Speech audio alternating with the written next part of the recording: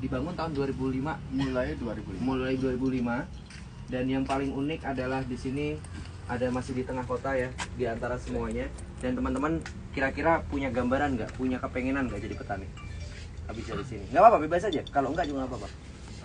Hah? Ada kendalanya nggak? Kenapa nggak jadi?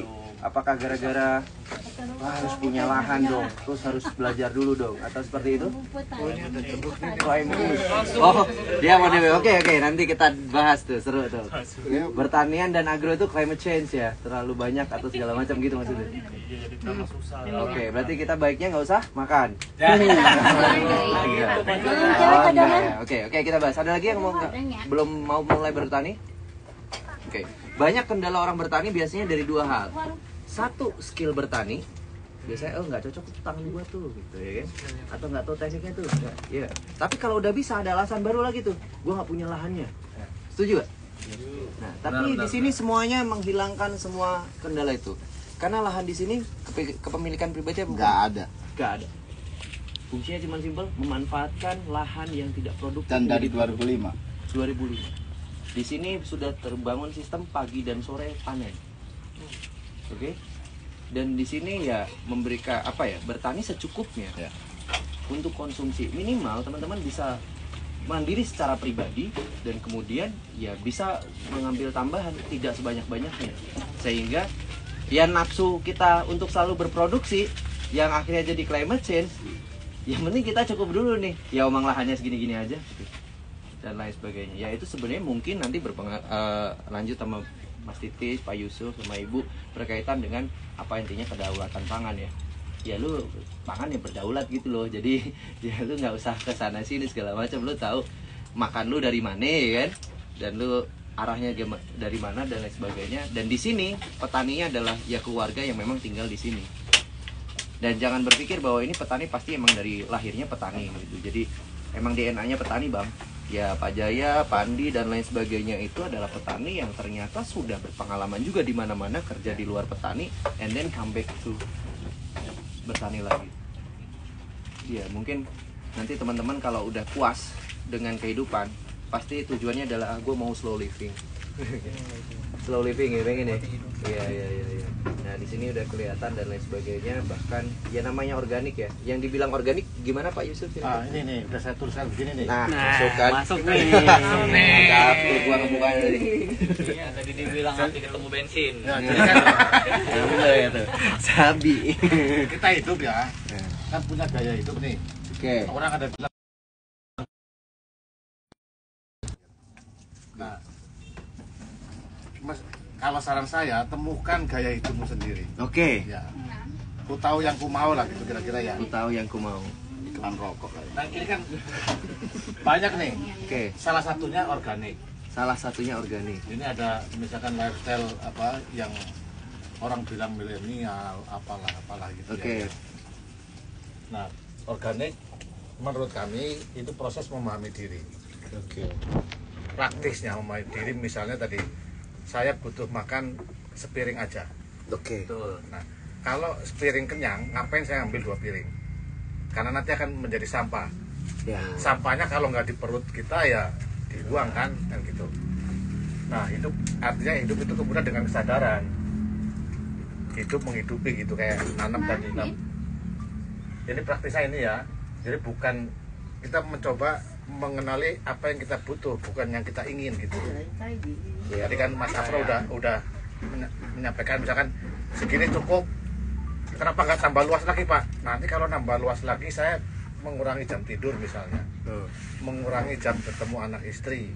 Nah itu kita tinggal milih mau yang mana kan gitu. Berbagi gitu. Ketika kita tahu itu, kita kemudian akan minim sampah nih. Ya. Minim sampah kan. Ya. Jadi sampah itu akan yang pertama dipengaruhi ini nih pilihan kita nih. Emang kita pengen seperti apa? Betul, kayak misalkan wah Gojek aja deh cepat, kemasannya plastik apa pasti sampah kan. Ya.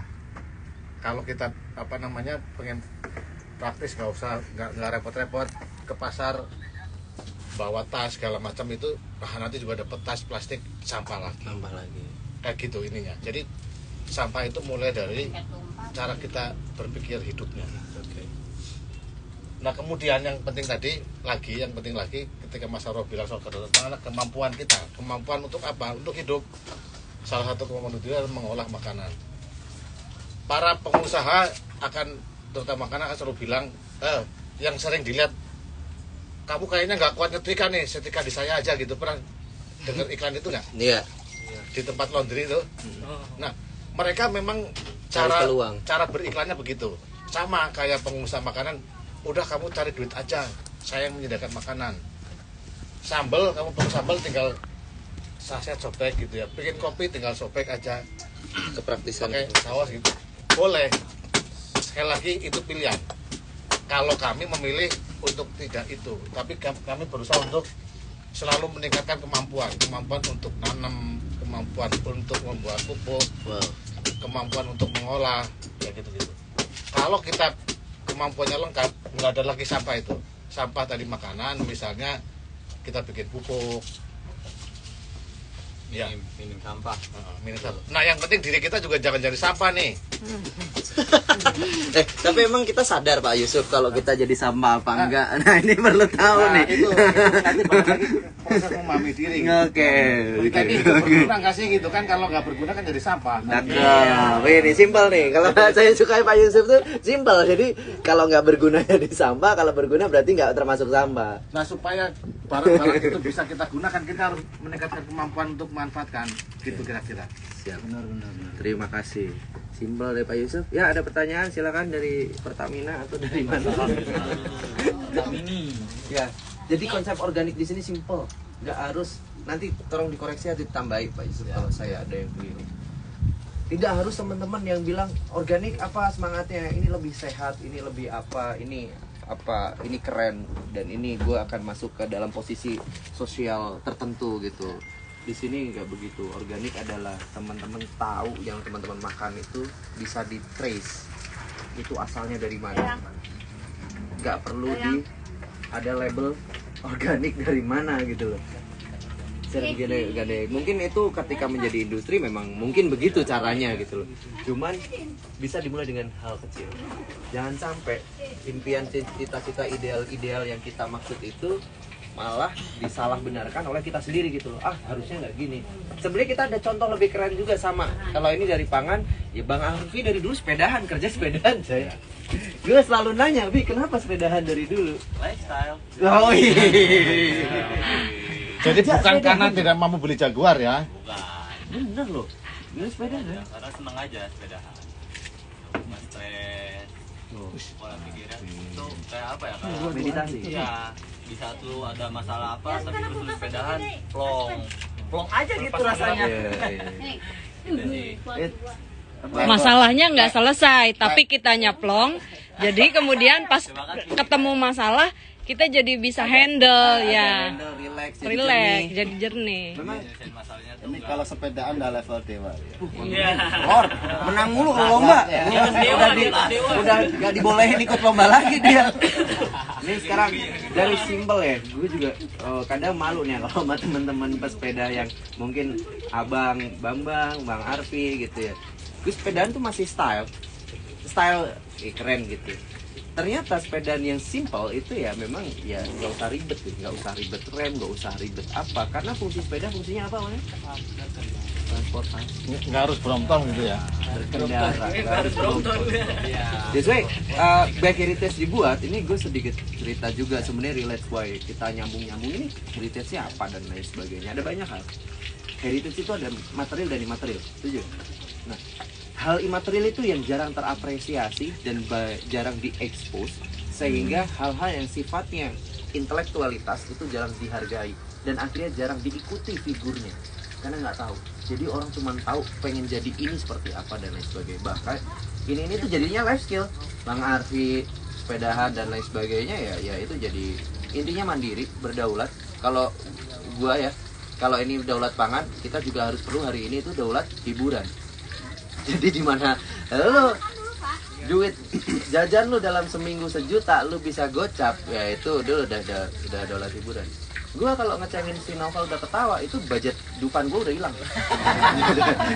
Nah itu kalau daulat hiburan itu kan awalnya gini. kalau kita memandang hiburan itu harus ke Bali, Nah, ya kita ngikutin mereka. Tapi kalau kita misalkan lihat ini udah hiburan, kan dari kita sendiri gitu. itu tukang kuliah. Jadi basicnya hiburan itu ada di leisure time. Leisure time, di mana teman-teman sudah selesai melakukan kegiatan untuk bertahan hidup, makan, minum, untuk mendukung bertahan hidup, bekerja, berdiri, dan berpikir, ada sisa waktu, leisure time. Afterward, weekend holiday. The first thing yang bisa dilakukan di leisure time adalah recreation.